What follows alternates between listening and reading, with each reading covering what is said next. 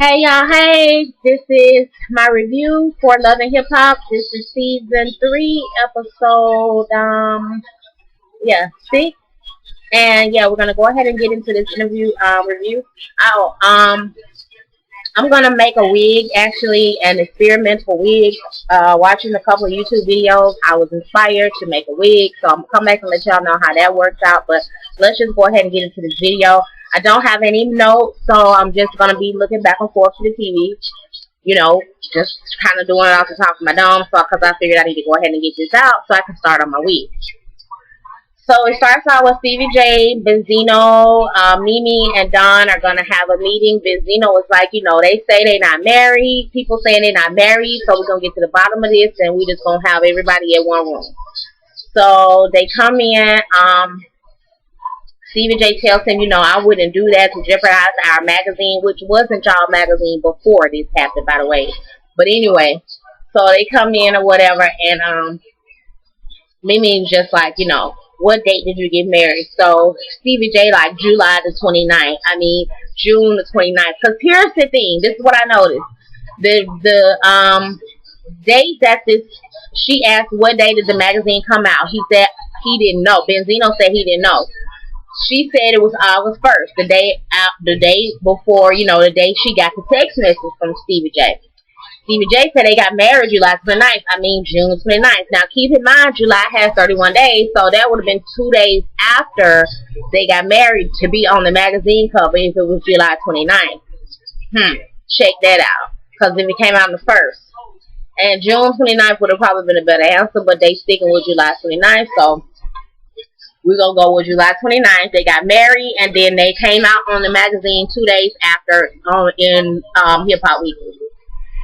So since Stevie J's like, she must be jealous that I married Jocelyn instead of you.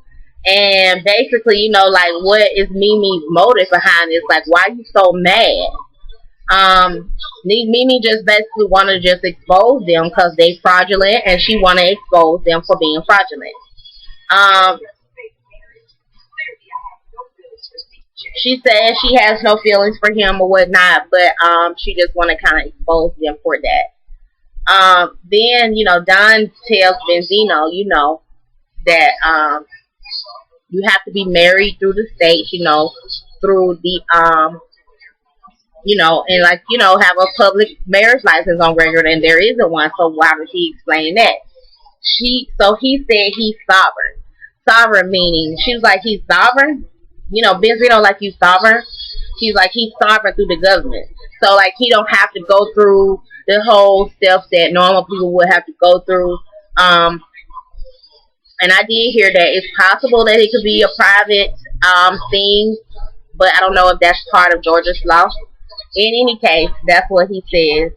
Don is like, so, you're not going to think about retracting this, this whole thing. And he was just like, she say he married. Like, I'm not going to question that, whatever. And Mimi just like, you going to take his word for it. You're just going to tell him, take his word for it. So, yeah, Benzino going to take his word for it. They married. He going to keep the magazine as is. Not Jocelyn. Mimi and Don just kind of walk out like, just fuck it, because they not going to get nowhere. They not going to get what they want as far as a retraction on the whole magazine. So, just let it go. So then we got Mama D and Erica Pickett meeting up. So Mama D basically want to find out what happened with Erica Pickett because, she don't know her. She just want to find out what happened. So they sit down. Erica Pickett's whole thing is Scrappy is her friend, and she sees him being a great man, and she's seen some improvement in him, and she just wants him to continue on the right path, and Bambi is not the right path. Say she a hoe, say she hoeing around LA, and she just a hoe, you know what I'm saying? So that's Erica's whole thing to Mama, what's her name, Mama D. So Mama D, just like, well, I understand her side of it because Scrappy opened his big mouth to tell you something. She don't know you. So, your approach to her was wrong, and she probably would have reacted the same way. So, she was just like, So since she heard what she had to say about Bambi, she, that kind of alert Mama D ears to the point where, she just like, oh, okay, so this girl in love with my son too. Basically, she in love with him just like Bambi says she in love with him. So obviously, he's got some scrambled eggs in this basket going on, and she need to try to help him get to the bottom of it. Mama D, stay out your son's business. Mama D, stay out of his business. We word to the wise. We keep telling you over and over and over again, but you just don't ever stop.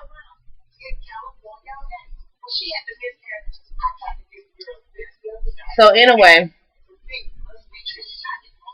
um, Mama D gonna look into what she's saying about Bambi, and Erica just kind of leave the scene and whatnot because we done with her for right now. Erica, I think she just did a kind of stir up some shit, whatever.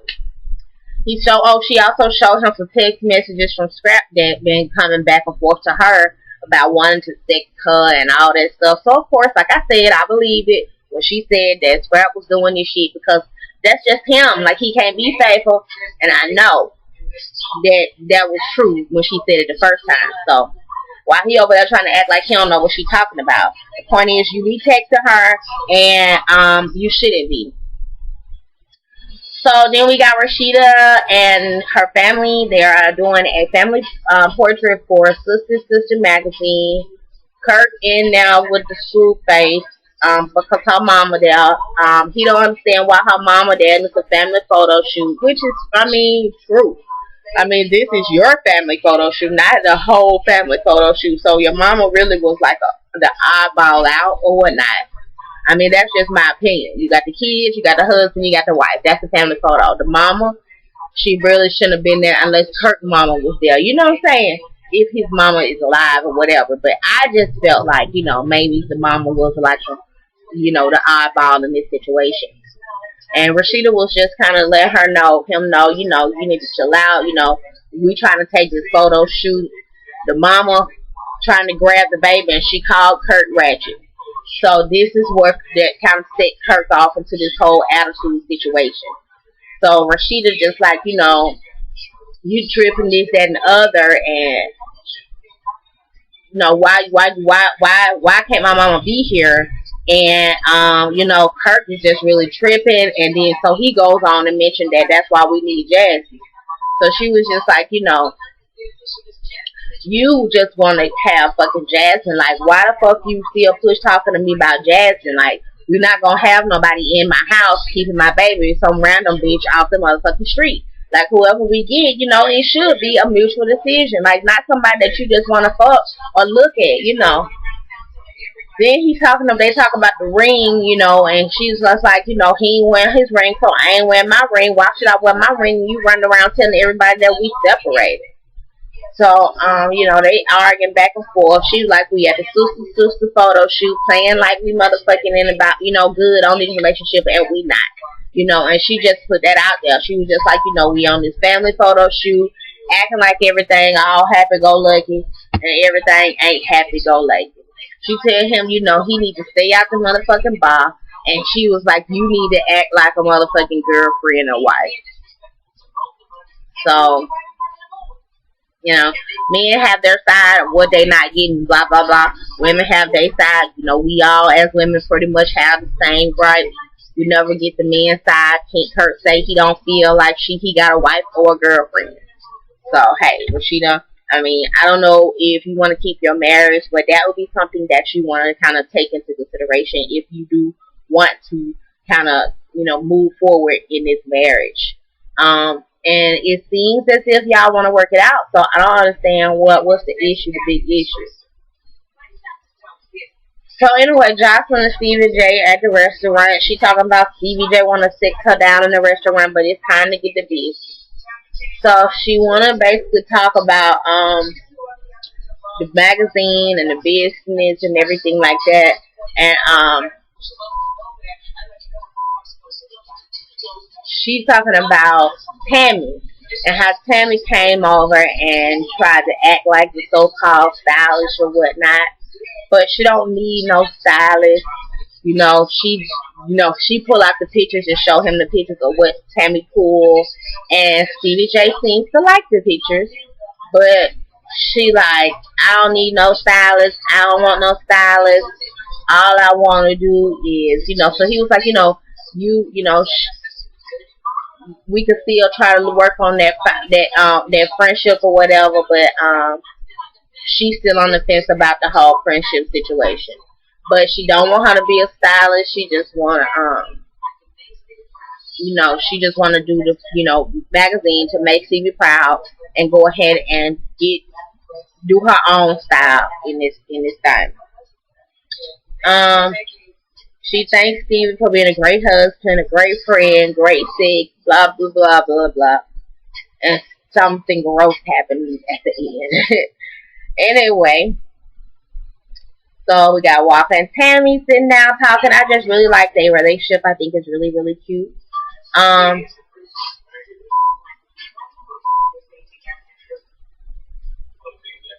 And I just like, how they dynamic, she cuss him out, he cuss her out, and it's just all good.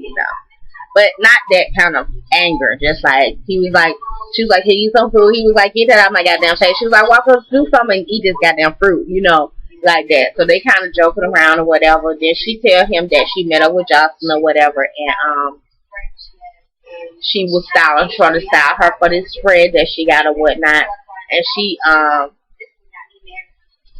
told him about the shade that she felt like he was throwing, like when she was talking about her getting married and the ring versus the tattoo and all that stuff.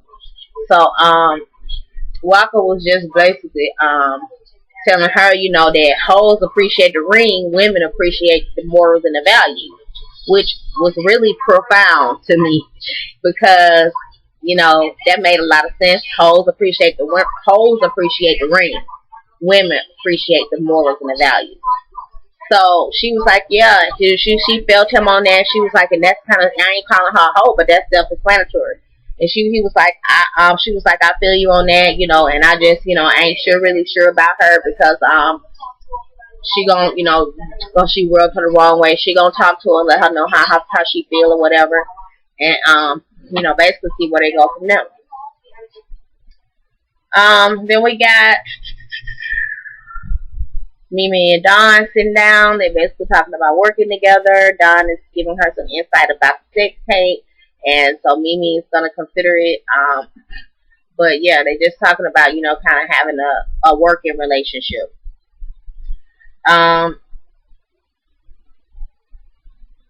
Let's see where else. Oh, so Mimi and Nico fixed Mimi breakfast in bed. They're having anniversary celebration. She talked to him about Dawn and how she's considering being, having her as a manager. She's really good, she's professional, blah, blah, blah, blah. Which she not, because she going to air your shit just like she aired that shit that you crossed on me when you stupid. Anyway, he bring her breakfast in bed for this anniversary. He talk about, maybe an anniversary party. And, she said she going to talk to Dawn about that because she really good at that. And then he asked, he said he was happy that he was with her. They've been happy together. He's happy living with her. And then he said, and then how about we see about Benzino covering the party? Like, no, sir, it's not going to happen because little do you know, Steve J, harsh owner now of the magazine, and they don't have no time for what you and Mimi try to do. So, no. And Mimi knows this at this point. So she didn't even say nothing to him. She just gave him that little like, yeah, we'll see about that. Because he kind of was like, but, he mentioned it and he was like, but we'll see how everything goes. Mama D and Erica, and Mama D she's so involved. She takes it upon herself to meet up with Erica and have Bambi there as well. So they get in there, basically they sit down and she was like, you need to, what was she saying? She was saying something about you need to understand her position, Erica's position, because she wanted Erica to basically tell Bambi how she was a good friend of Scrapper and how she wanted him to succeed and this, that, and the third. She was just like, y'all ruined his party, so I just want to know what went on. So she was just like, when she asked, she asked Erica, you know, she's like, you got to understand that the whole miscarriage situation, I understand, and you have to understand that, Bambi, you have to understand Erica's position. Oh, Erica had to understand Bam's position. So she was like, what position is that? She was like, I'm going to get to it. So Mama D kind of being the mediator explaining. So she was just like, and Bambi, you have to understand Erica's position. So Bambi was like, she don't have a position. And when she did that, Erica jumped up to get her revenge. So somewhere her shoe fell off. Bambi wasn't pressed. Erica was escorted out. Mama D going crazy because ain't nobody listening to her ass. Bambi, when they come back, Bambi is like, I guess they in the back part of wherever they were talking about it. And then Bambi was like, why do I even have to encounter her? Like, I don't know her. He can have whatever friends he want to have, but that ain't got nothing to do with me. Like, why do I need to talk to her? Why do I need to hear anything she got to say? Why are you putting me in this situation? She was like, I don't care about this. I'm done with all this. So Mama D like, don't tell me you don't care about my son. Off with her head. She don't want to listen. Going on the palace. I want her out the palace, because she basically going in on her and telling Mama D like, no, you wrong for this shit. This shit wrong, and I ain't with this motherfucking shit. So of course Mama D just all queen of the palace. She feel disrespected. So she was like, she want her out of the palace because she felt like she disrespected her. Bambi walked off, whatever. Doesn't matter. Stevie J and Jocelyn and Benzino are at this photo shoot for the whole Hip Hop Weekly thing. They're going to do a spread in the magazine for her. She talking about she tired of them bitches with her name in her mouth. She don't want Tammy, Mimi to be talking about her. She don't talk about them. She don't want them to talk about her. She was like, and if you don't check them hoes, I'm going to have to check them. And eventually, I'm going to check them. I'm going to check Tammy. And eventually, I'm going to have to check your baby mama too. She out of fucking line. Because it was like, how did the word get out that she was doing the photo spread? She was like, I only told Tammy and you, somebody else like that. She was like, and I know it's Tammy. She's a Tammy and Mimi friend. So obviously, she was like, I know Tammy ain't told Mimi my business, this, and that. So she pissed off about all of that. She walked off all pissed off back to her photo shoot. So, Stevie J just trying to wrangle her in, honey. He can't control this girl. He just can't. She just a wild factor. Then we got last couple of scenes were Rashida in the studio rapping with Kalina and her husband in the booth. Rashida in the booth, Kalina and her husband were on the producing boards or whatnot. Kalina got a good track, so she gave it to Rashida to try to work it out, and Rashida just mind is all over the page. So she come out to the booth to talk to Kalina, which I like Kalina. Look, Kalina is a favorite, even though she got small scenes this semester. Well, right now, she is a favorite. I like her. Her husband is nice looking, and she got a really cute shape. I like her. And so, anyway, so they get in there talking or whatever. She just talking about how Kirk is just wrecking her nerves and just taking her this, that, and the third. And Kalina was like, I know, I can feel where she's coming from because, she was going through her stuff with her husband and Rashida was there for her to vent. So she going to be there for her to vent. So, they start talking and decide to come up with a little girl trip thing, just to kind of get away. So they're going to go to New Orleans and hang out or whatnot.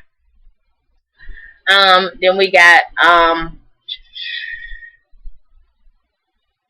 Mama D and Bambi meet up because Bambi wanted to talk to Mama D. Mama D says she gonna give her another chance. They get to the restaurant and Bambi just like, I felt betrayed, felt disrespected. I thought we had made a bond, had gotten a little closer. And then you come and bring this bitch around me. She's like, I don't have to ignore this bitch. I don't want to know this bitch. I don't want to know what she got to say. I don't need nobody to tell me about the dude I'm sleeping with.